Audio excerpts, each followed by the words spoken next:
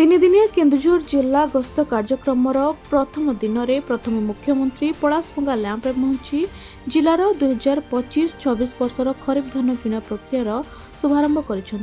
मुख्यमंत्री प्रथम भुवनेश्वर आसी हेलिकप्टर जोगे रायसुआ एयर स्ट्रिप रे पहुंचा पर विपुल स्वागत संबर्धना कर सड़क पथरे सेठारु आसी पलाशपंगा पहुंची चलित वर्षर धान किणा प्रक्रियार शुभारंभ करथिले। धान विक्रय सुजोग देते 14 क्विंटाल 4 किलो मत मेसेज देते 14 क्विंटाल धान लैंप बिक्री कली। खुशी है मुख्यमंत्री बहुत खुशी है आग अपेक्षा बहुत उन्नति चाषी मैंने बहुत उन्नति पाई से बहुत खुशी। चाषी माने तांकर उत्पादित धानर सर्वाधिक मूल्य किपरि पाइबे प्रथमे मुख्यमंत्री लैंप्स कर्तृपक्षों ठारू ए संपर्क में सविशेष अवगत होते किभଳି भावरे बैन कटनी चटनी हेब नहीं से नहीं कहवा सहित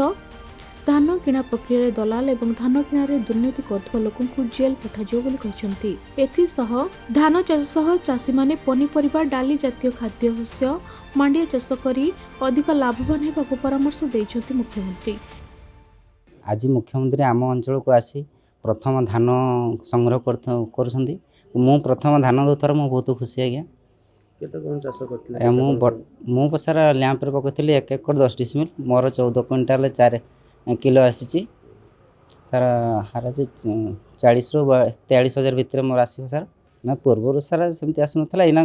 आमर सरकार आसला आमको बहुत सारा 3100 दौरान आम बहुत खुशी सार।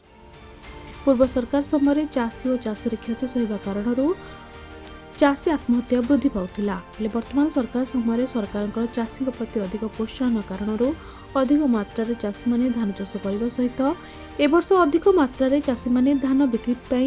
पंजीकरण करिथिबा मुख्यमंत्री कहछंती। केन्दुझर जिला लैंप्स पैक्स एसोसिएशन मु सभापति आज मुख्यमंत्री गस्त प्रोग्राम रही जिले में आज प्रथम धान मंडी उद्घाटन से निज अंचल करेंगे से आपणकर पलाशपंगा लैंप रे सब प्रस्तुति सरी आज मुख्यमंत्री एठी सब व्यवस्था ओपनिंग कलापर जिला सारा चारिआडे स्टार्ट हम एवं जेहेतु चाषी मैंने 800 टंकार बेनिफिटा पाँच सरकार देइचंती एवं सेटा मोहन चरण माझींकर ही थिला जेतबेले निर्वाचन प्रतिश्रुति थिला से 800 टंका बेनिफिटा चाषी पाउचंती तेणु चाषी मैंने आज बहुत उत्साहित से माने स्वतःप्रवृत्त भाव में आपण मैंने देखूँ जी भी आसुँच धीरे धीरे स्वतःप्रवृत्त भाव में आसुँच मुख्यमंत्री को सी धन्यवाद ही अर्पण करेंगे। मुख्यमंत्री केवल जिलार मुख्यमंत्री बोली से यही जिले में आज प्रथम यहाँ उद्घाटन करेंगे और निज अंचल मंडी ही उद्घाटन करेंगे तेणु आम मैंने भी दलीय लोक हिसाब से बहुत उत्साहित अच्छु। केन्दुझरु मनोज घिंसी रिपोर्ट खबर ओडिशा।